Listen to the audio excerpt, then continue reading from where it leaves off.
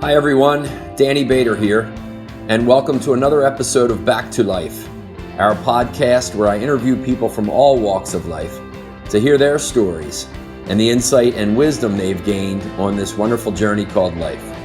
So enjoy the episode and be sure to pay attention to what inspires you to create more happiness and fulfillment in your life, because that's what we're here for, right? Hi, everybody, and welcome back to another episode of our Back to Life podcast.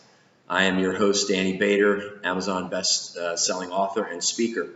And those of you that have joined the podcast before know kind of our mission and our purpose. It's to get guests on here that will challenge you in your life to be the best version of yourself. You might cry through the podcast. You might laugh through the podcast a little bit. You might have some sparks of creativity.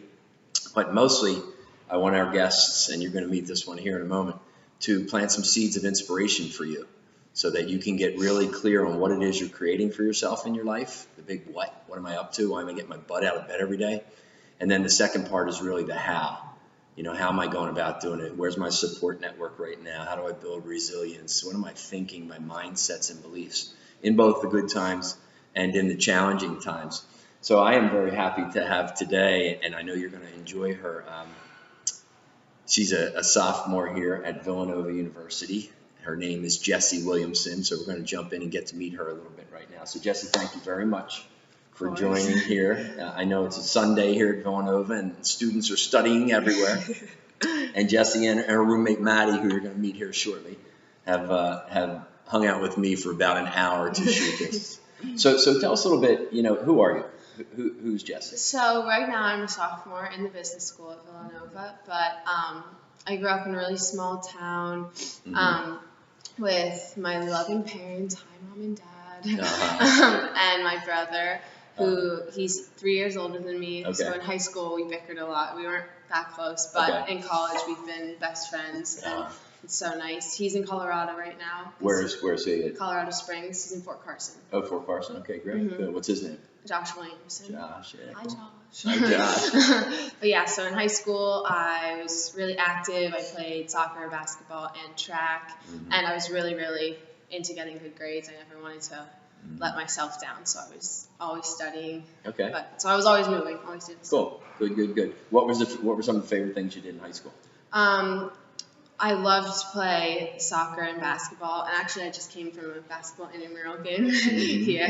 Yeah. But I love to be active, also because I don't like to run and work out, so it was fun because I would work out in the games that I was playing. Got it. Yeah. Got it. Good. So in high school, sports was good. How about studies? What were you interested in? What are you interested in?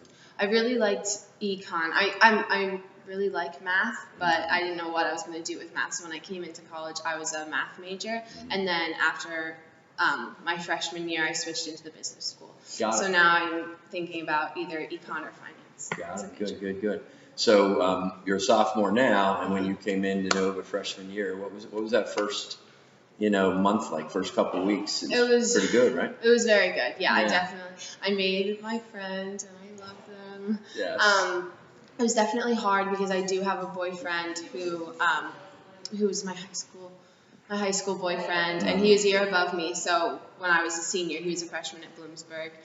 So that was definitely hard to spend the whole summer together and then leave. And he came to drop me off too. So I'm leaving my parents that first day. My brother, my parents, and my boyfriend were all there, sending me off. So that was definitely sad. And then you're by yourself. Yeah, definitely. In this next chapter of your life. Yeah, but we made a good group of friends pretty quick, and once I got into the rhythm of things, it was going really well. It was really nice. Yeah, it was going well. Then what happened?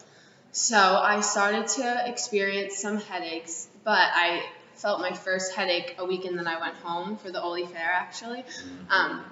And I was thinking maybe I'm just adjusting. I don't really know. When I came back, I had headaches. They were every single day. They were very intense, and I thought maybe it was just me internalizing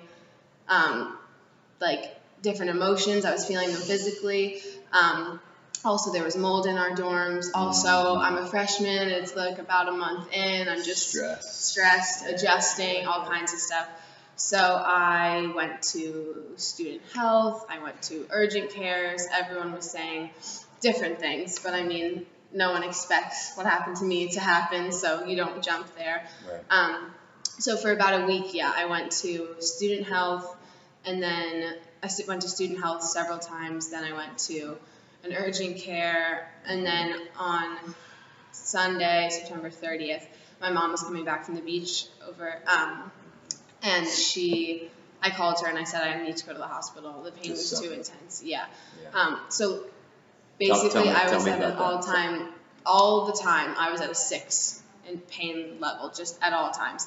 And then it gradually got more frequent, but all of a sudden it would shoot up to a 10, just so intense. And I was having trouble sleeping because of that. And then, so I thought that I had trouble finding my words. I didn't really know what that was about, but I just kind of tossed it up to, I can't sleep because my headaches are so bad, so I'm just foggy. Tired, mixed up. Yeah, exactly. Mm-hmm. So I went to the hospital, and they took a CT to rule out anything scary, and they found a 5-centimeter mass in my frontal lobe. Where'd you go? Tell me where. Lankanaugh Hospital. Right. Mm-hmm. It's really close. And what month was that in your freshman year? September 30th. September 30th. Mm-hmm. Right. So what was going on for you then? I can't even imagine. Yeah, some people say I can imagine. Yeah, it was just crazy, because even like in a joking way, I'd be like, oh my God, like it hurts so bad. I don't know. You never think it's that. Like I was talking all the time about how I went to so many different places, and like it took such a long time to figure out what it was, but I can't blame any of the places, because you never expect that to happen. You never expect that to be. And blame's an energy you don't want to hold on to. Yes, right? exactly. Blame's not a good energy. No. Right, so September 30th, your world is literally turned upside down. Yeah, it was just one of those things. So my mom actually, they couldn't give me any pain meds because they needed to run so many tests, and they needed to do all kinds of stuff. So they couldn't give me any pain meds.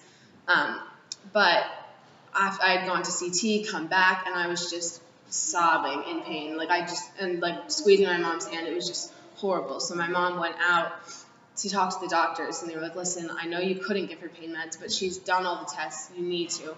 And she was talking to them, and they were on the other side of the screen, and they were just staring at the screen with wide eyes. And doctors were. She realized later that they were staring at my scans, because they had to come in and tell me and tell us this crazy thing. How old were you then? 18, 19? I was about to turn 19, so I was 18. 19. And what was it like when they told you? What? It was unreal. Like, it was just, that's the only word I can use to explain it. It was just, It felt like a joke. It was because you were just. What was that voice in your head just saying this? This can't be right. This can't be true. Yeah, and the thing is, I didn't even feel it for weeks after, because it was just so fast. So when they told us that, we were calling people, like we called my brother, my dad, my boyfriend, my uncle because he's a doctor, my aunt because she was a nurse, all kinds of, and then I got transferred to Penn because we had connections over there. And then they took an MRI, and then a couple of days later they did a functional MRI, and October 4th I had the surgery. So it was just so quick. And it grew. So what was your go ahead, I'm sorry. No, you're good. It had grown so fast that when they transferred me to Penn that night, in the morning, I was throwing up because of the pressure. And so that was just, and I really don't like closed spaces, so I had to go in so many MRIs, and normally I take something to kind of like help me relax and fall asleep, but since the tumor was in my speech center, so I had to get a functional MRI, so I had to be talking so they could see what places I need to use and all kinds of stuff like that. So they couldn't give me any pain meds for that, so it was just, You're a tough lady. It was. I tried my best. No, you don't try. You do. I think you do for sure. What was the transition from when you were diagnosed and you're like, oh my God, I can't believe this, and then surgery did it shift? Because you strike me with no one other, just a little bit, very strong and positive. I'm very positive, but what helps is like I have people around me, and you'll get to know Maddie in a sec. Yes. But like who I can joke Maddie's about off in the green room over here. Everybody. Yes. Who they can joke with me, and that's what's helped me so much. Like, even my stepdad, when other people were out of the room that night that we found out, we were making jokes about it because I broke my collarbone one time, and so whenever I ask someone to do something for me, he's like, "Oh, because your collarbone's broken." Right. So he's like, "You're never gonna live this down." You use a little bit of humor to try exactly. to That's my good emotions, go-to. bring some emotions in a difficult time. Yeah. Mm-hmm. So surgery, how long was it? How many hours? It was a little over 5, but I had to be awake for a large portion of it because it was in my speech center. Mm-hmm. So they didn't need me to do anything in particular, but I just needed to talk. Mm-hmm. So I had a lot of trouble with that. And you're a good talker, though, right? Yes. But so they had told me before the surgery that a lot of people don't remember being awake. Okay. And so I woke up and I thought that it was over. Yeah. And then I guess I didn't really react well when they were like, "No, you have to start talking now." But my anesthesiologist, he was he like held my hand and was talking to me, and that was very helpful. And good. I ended up being able to talk. I just talked about my family and stuff, and so it was funny because after they were waiting to take me into the ICU, and they came out and were updating everyone. And I talked so much about my brother that he was like, "Oh, I know all about you, Josh." Yeah. But yeah, so that was a lot. What was the recovery like? I mean, what was it when you came out of surgery? Were they giving you, thumbs up there? It went so well? They couldn't. They weren't sure how much. September a year, right? So you're 16 months out of surgery. Yeah. Okay, great. So he wasn't sure, but the thing is, I don't have a date I was diagnosed with cancer because they were pretty sure that it was. They didn't know what kind. It grew so fast that it was looking like it was, but we really didn't know what was going on. Right. So no one really knew what was going on. Mm-hmm. So then the surgeon came out, and he said he was able to get like 95% of it, but he had to leave a portion behind because it would affect my speech center. Right.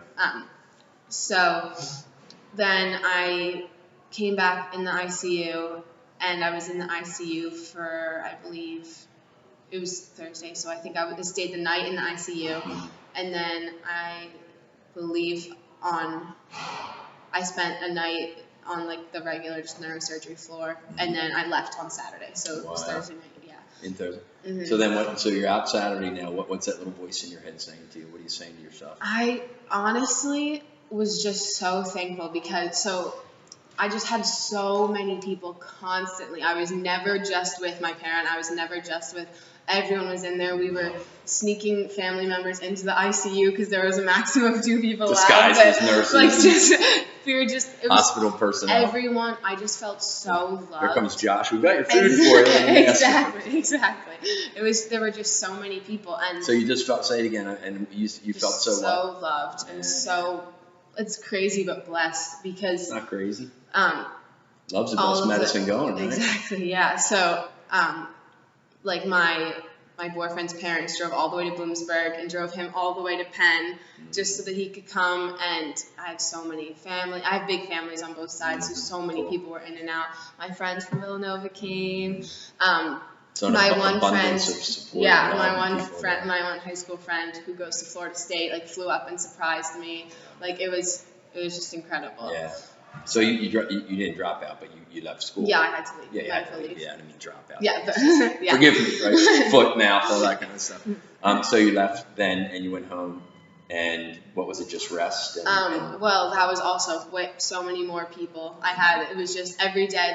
The Saturday night that I got home, there were like 15 people in my house, it was very mellow because I was still kind of out of it. Yeah, exactly. Did you need rehab or anything, or was your speech affected? It wasn't because they left a portion of it. Yeah. I still, every once in a while, and I still use this as an excuse, maybe, I don't know how much it is affecting, but I still kind of lose my train of thought, and I have aphasia, but not nearly as bad. So you use it as an excuse. Doesn't work. Sometimes. Yeah. Oh my goodness. So then you're cleared to come back to school, and you started back last semester. Yes. So you finished second So semester I had, freshman year. That would have been right. Yeah. So I had to do.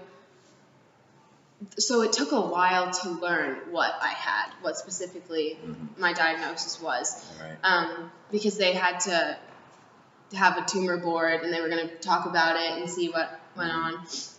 So then they figured out the exact type, and so the prognosis is awful because mostly older people get it. So like John McCain, that's what that's what it is. So it's just but it's hard because the prognosis is so different because I'm so much younger, but there's not a lot of data on the younger people. So I'm in a clinical trial right now that I'm still a part of.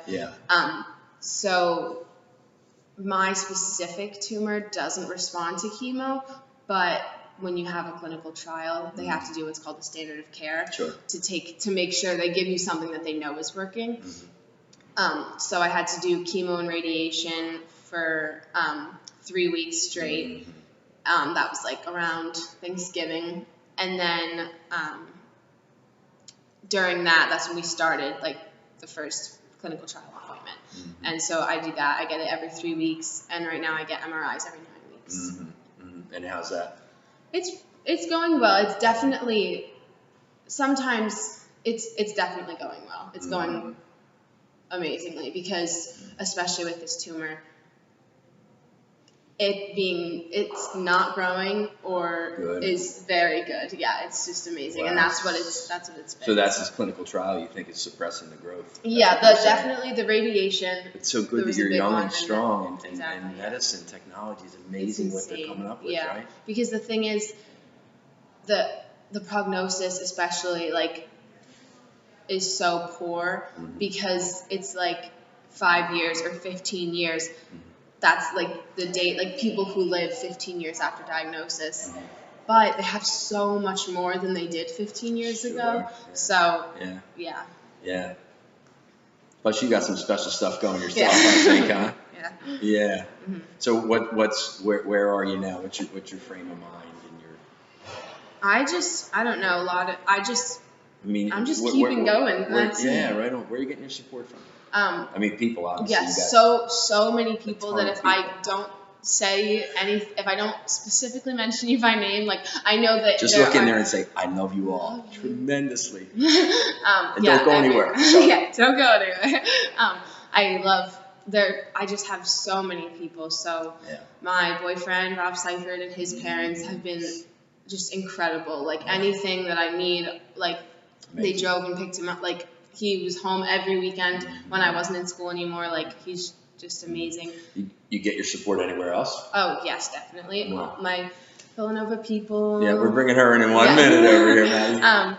But where else? I mean, do you get it from yourself? I mean, there's so many people out here, and you and I've talked a little bit about my story, and it's certainly not about that. But I had so many people that wanted to help me, but I wouldn't let them in, you know. So there's some people out here that might be struggling with something. So if you out there are listening, and you're getting all this insight and this wisdom from a 19-year-old, 20 now, 20. I'm sorry, don't rush it. Right? You get this insight. I mean, really pay attention and listen.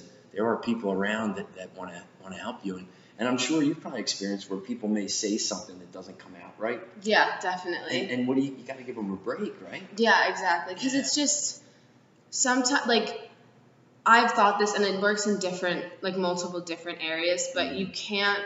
Sometimes you just can't. Other people can't understand what you're going through, and that's obviously it's true for so many different situations. So I think it's really good. So I like to laugh about things. That's how I get through it. So you let them off the hook, and you don't expect them to understand. Exactly. But the fact that they said something to you is courage, I think, and is love, definitely. right? When I say, okay, let me talk to Jessie about this. I'm sure there's a lot of people that don't because they feel so uncomfortable and they don't want to, and you don't get that human connection. So they either don't, or they just try to say something and it comes out the wrong way. But you have to remember where it's coming from. Right. No one's trying to say something offensive. Right? Exactly. Yeah. And that's just Yeah, I have so many people that are just in my corner. Right. My aunt takes me to blood work every week. She drives from... Just one eye? Oh, different aunt. Different. You got some great aunts. Yeah. I have so many great people. I met Jessie through an email from her aunt, because those of you that follow the podcast know I'm always looking for folks with tremendous stories and folks with energy and resilience and courage. And she emailed me and said, you should meet Jessie. Here's her story. And then I think I sent you a video. Yeah. I was in Arizona, and then you got back to me. So here we are. Yeah, great. Any support faith in life? Anything like that? Yeah, I definitely. It's funny because I grew up in the church. I was confirmed in UCC, so not Catholic, but Okay. That's all right. United. No lightning bolts. We got a bunch of priests staring down from the walls. That we're all on the same team. Yeah, exactly. Right. But I actually, when I came back to school, I was put into a theology class, and I just don't think that I knew enough about the whole Christian faith in terms of its relationship to science. Sure. And that was always where I struggled with it, but I don't think I knew enough about the science, and I didn't know enough about Christianity's relationship with it. Yeah. That when I was in that class, it explained everything. It explained like all my questions away. Good. And of course, like you always have to question your faith. You want to stay involved and stay questioning and stay active. But that helped me, and it was just crazy that when I really needed something stable, like I was able to find it in a classroom, which is cool. Yeah. It's funny that our faith lurks in many different places. Yeah, right? Exactly. And it's a personal journey, like you said. That's what it is. So it's cool that you've kind of tapped into that, because there's an energy there for sure. Yes, absolutely. I mean, as you know, I died, and there's a part of me that didn't. So however we connect with there's that part, so much, and that part will serve you well, my dear. Yes, so, I've got a lot of. My aunt always says I've got a lot of people. Both my grandparents on my mom's side passed away, and she always says they're doing a lot more from up there than they get down here. Right on. And so, and you also feel better if Villanova wins another national championship this year, right? So let's go. Let's go. Coach Wright, let's get busy here. Yeah. No, we're big Nova fans as well. Before we bring Maddie in a minute or two, you got what's grade point average? 3.96. 3.96. You're slacking off. Oh my gosh. It was a 4.0. And my first semester back. I'm going to round up. Can we just round up? 3.96. I'd love to. That's amazing. Thank you. My gosh, that you come back and you did that. Did you ever have, and you're very involved with the homeless we talked about, right? Yes, definitely. Tell me about that has helped me so much too. Yeah. So I've always, when I was younger, I cried when I saw a homeless person every time, no matter the situation. Like I just feel so much for them. So even when I was younger, for a project, in one of my classes, we had to come up with an invention or an idea for something. So I talked about a homeless haven, something like that, a building where the homeless people could stay and they would have. And this is when you were how old? You were thinking about this? I was in 10th grade probably. Just that. Well, that's when I formed the project, but I was probably in 8th grade when I that your heart just said I gotta do that. Yeah. So they would have interview outfits. It's definitely not fleshed out, but they'd have interview outfits. They'd have classes and all kinds of stuff to get them back on their feet, and they could stay there while they're working and getting money, and then get back on their feet and go. And so that's always been a passion point of mine, but I just never really knew how to act. And then when I got back to Villanova, I was involved in a club, and they were going to take a trip to Chosen 300 Ministries on Spring Garden Street in Philly. And I was like, oh, that's so exciting. I definitely want to go. And then the trip fell through, but I had told my dad that I was so excited about it. And so the two of us just went. And now we are seasoned pros whenever the people see us come in. We know a lot of the people. Yeah. So here it is. You've got this struggle, this challenge, and you're making time for other people. How does that serve you in your challenge? It's just, I don't know. I feel like it definitely. Yeah. I mean, it's just, it's hard to express, but I feel like I can feel with them. I don't know what they're going through, but I know that there can be good. They can express good. I can help them, and that's when I feel God's present the most because when I'm there with them, and it's just, I don't know, it's like, I feel like they help me as much as I help them. Oh, there you go, right. It's, right. yeah, it's hard to explain my No, my you just did. You did a wonderful yeah. job with it. You did a wonderful job. So you have a very, very special friend here in Villanova, Yes. right? One of the My many. girl. So get over here. Maddie, we're going to bring Maddie in here for us. This is Maddie, who has been off screen for a little while. So Maddie, you two are roommates, We are. and you met when? We actually met like kind of by accident. Okay. Well, we met like in a Facebook group, like Okay. for roommates, like a lot of colleges have it. Right. And we decided to live together. Like we had been like texting for a little bit, Mhm. and then I worked on the boardwalk in Ocean City that summer, like going into freshman year. Right. So Maddie's from Margate, right? Yeah. The home of Lucy the South elephant. Jersey. Let's go. But yes, I worked in Ocean City and in one of like rolled ice cream places. Right, yeah, great. And it was kind of like On the dead in boardwalk. there one day. Yeah, right on the boardwalk.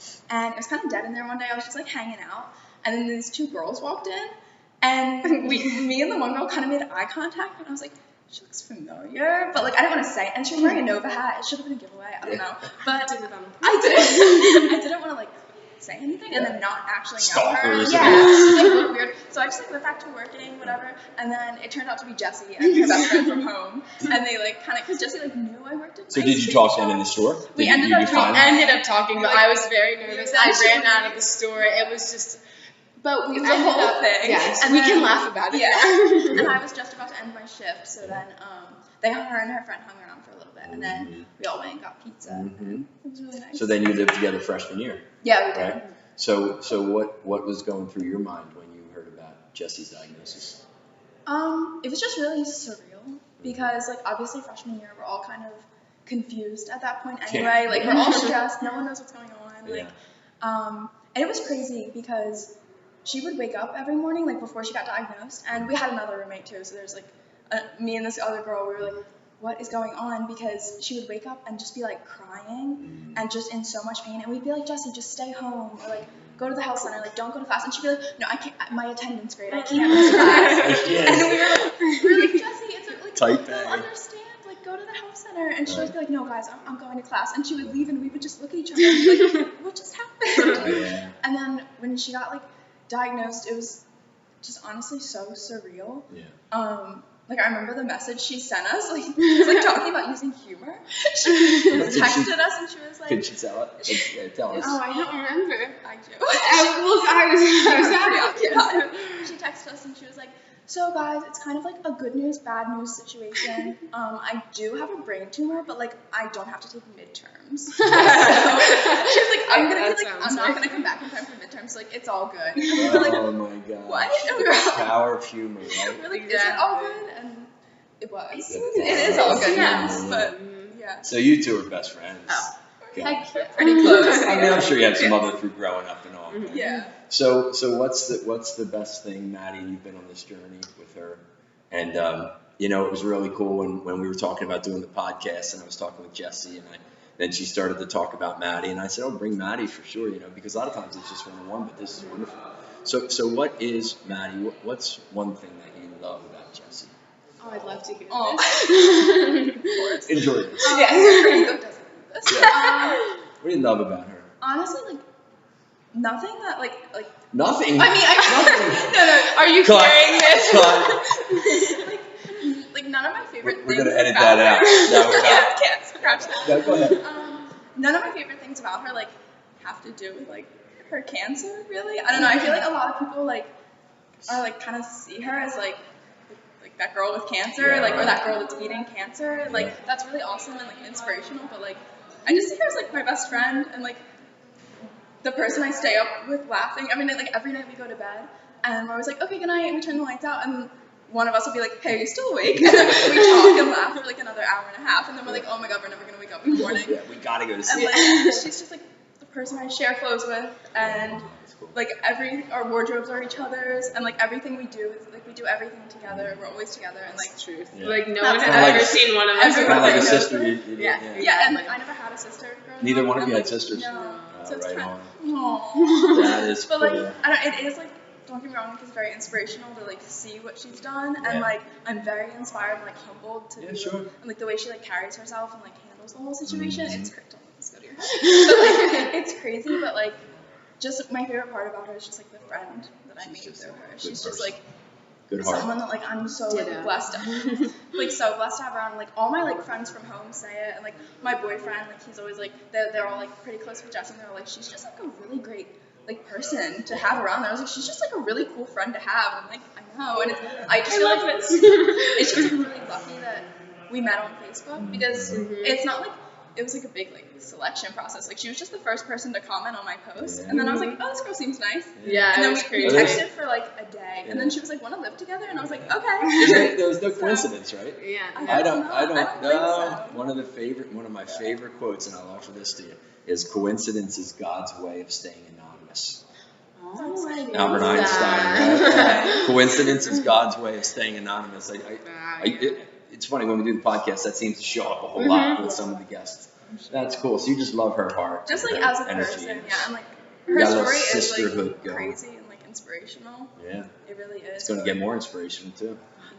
And like it's been crazy to like be here for the whole like part of it, because like when she got diagnosed, like we obviously didn't know each other that well. Like we'd only lived together for a month, but it was like so like devastating. I was like, oh, I really liked that girl. Talk about going deep real fast, right, in a relationship. You obviously had a love for one another, and now you got this issue in life, this challenge. Yeah, it was crazy because when it was my, I think it was either Friday or Saturday when they visited me, all my like the group of people from Villanova, and I had my head shaved and I was in a hospital gown, and I was like, hey guys, like it was crazy. It was crazy. Like none of us knew, like none of us that went. We'd only known each other for a month, but it was like, and it was like this situation like bonded us all so fast. Yeah. And like it was crazy because such a blessing though. You guys are as you grow, I'm telling you, you're gonna look back on this, telling stories and telling your kids, and they're gonna go, what? How did you meet? Because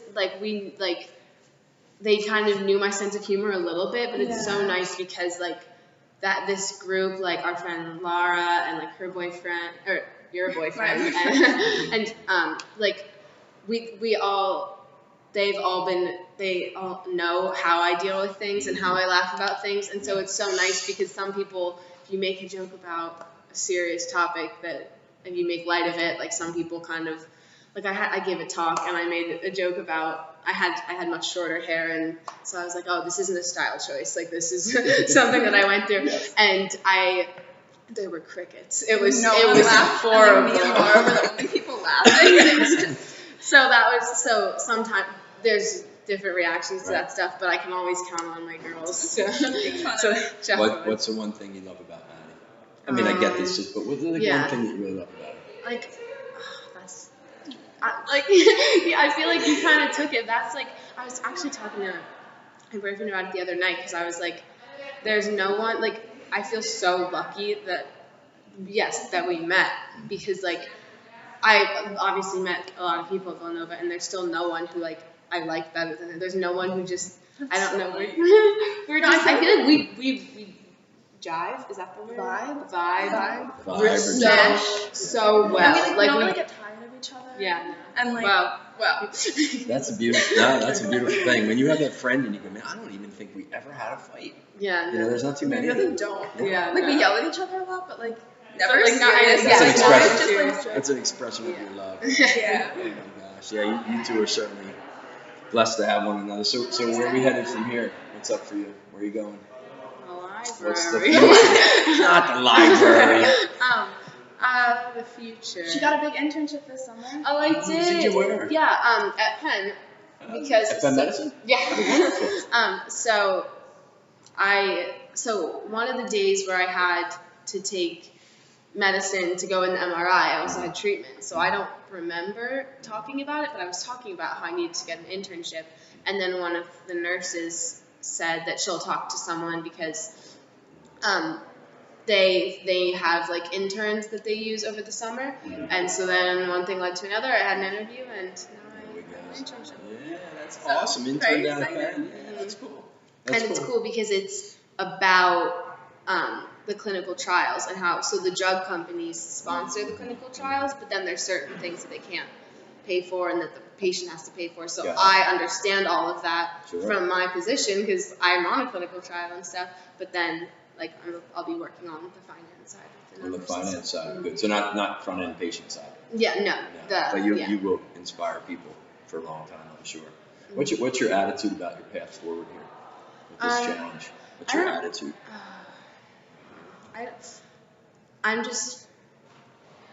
I don't know, just kind of, I don't, again, like how a lot of people are like, oh, the girl with, I don't see myself, and I don't know if this is true for other people who have cancer, but like, I don't think we see ourselves as having cancer. Like, it takes a lot to think about it and realize, like, wow, I do have cancer, I am living with it, but I don't see myself in that way. It's like there's like so much more to her than that. Like, she's a straight A student, she's like a girlfriend, a sister, a best friend. Like, you got no victim mentality at all.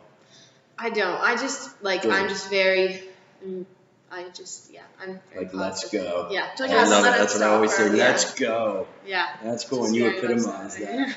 Good deal. So I've certainly enjoyed being with you, and I know people that, as they watch this, you know, you are touching people. So. Not hope, trust. Right? I don't deal on hope, right? Replace hope with trust, right? I hope it's going to work out. I trust is a much more powerful word. So what's look into the camera, what's 2 or 3 things that you would offer somebody who's listening out there in life that they should pay attention to? And their life may be okay right now, or they may have one of life's challenges, right? Battle, disease, addiction, illness, loss of somebody, separation, divorce, loss of job, any of them. They all hit us. What's your the wisdom of Jessie? Okay. I think definitely stopping. Look at him and tell him. Even if you're stressed or whatever your problem, or even if, like you said, don't have a problem, taking stock of what you have, even little things like, it's funny, I think about this if I have a cold or anything like that, I'll be like, I wish I would have appreciated when I didn't have a cold. So just taking stock and saying, listen, I'm not sick. I don't have a cold, or today, like, I don't have a headache right now. And that is, I couldn't say that at many times in my life. So just taking stock and just writing, even if you write down a list or just mental checklist of, I don't have a headache, I have a lovely friend, I'm getting this experience with you, like none of this would have happened if, so everything happens for a reason, cliche, but definitely. And I don't know, just constantly thinking about, especially when you go into a dark place, constantly thinking about what you have and your blessings, literally counting your blessings, another cliche, but that's so important, and it has helped me wonders. Immensely, that's cool. And when you're in that dark place too, see the other side of it, right? Yeah. Oftentimes people say, you don't understand, Danny, this is horrible, this sucks. Yes, it does. What's it going to be like when it doesn't? And the power of just, shifting your thoughts and your minds. You have to shift them, I think, because yours were so positive, just naturally. So, wow. Anything else you want to add to our audience before we roll? I don't know. It's just like. What have you learned through this journey with your best friend here? I've learned that there's one thing, definitely so much to be thankful for, and it just shows you that her health's not great, but it's a lot better than it could be, and we're just so lucky that it was a really horrible situation and a bad thing to happen, but she's overcoming it, and it's just so we're just so lucky that she's is where she is now. Yeah, I know you did. Okay, well. So because of my condition, I have seizures, and this girl is basically a doctor. She watch a lot of Grey's Anatomy. So she I'll bet you it's happened twice, and she's had to administer Ativan under my tongue, and the last time it happened, she had an orgo final the next morning. It happened at midnight, 12:30, and she administered the Ativan and came to the ambulance ride with me, didn't get back till the middle of the morning once my dad had gotten there, and it was she's just amazing. Yeah, and you got an A on the engineering, right? Heck yeah. You do both for one another. You're blessed to have one another for sure. So this is great. I've certainly enjoyed our time together, and I think if I kind of replay our conversation right here and boil it down to 3 things that I would offer people, through Jessie and through Maddie's insights, is number 1, there's a lot of people around to help you. So Definitely. pay attention I to love them. all my people. Yeah. I feel bad because I want to mention So many everyone. people. Yes, Yeah. like so many. Like my best friend from home. I have 2 best friends from home. Like Abby and Maya and like McKenna, like so many. And people. everybody else. Everyone. I just I'm so blessed. Yes, you are. Yes, you know, that's fine. This is it. You see my Yeah. style. It's about you ladies, not me.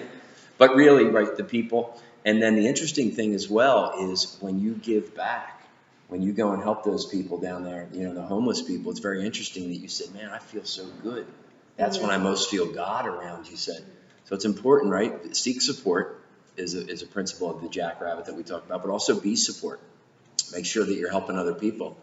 And then I think the big message that came out, all great messages, was gratitude.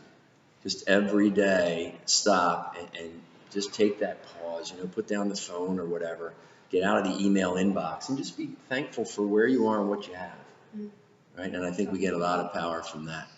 So until next time, I'm sure that you've enjoyed this, and thanks a lot for tuning in. Ladies, you're amazing. Come here.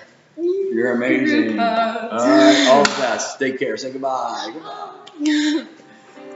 Thank you for tuning in to another episode of Back to Life. Our conversation sure got me thinking about some things that I need to pay attention to in my life, and I trust the same occurred for you as well. So until next time, each day when you come back to life, be sure to always be inspired.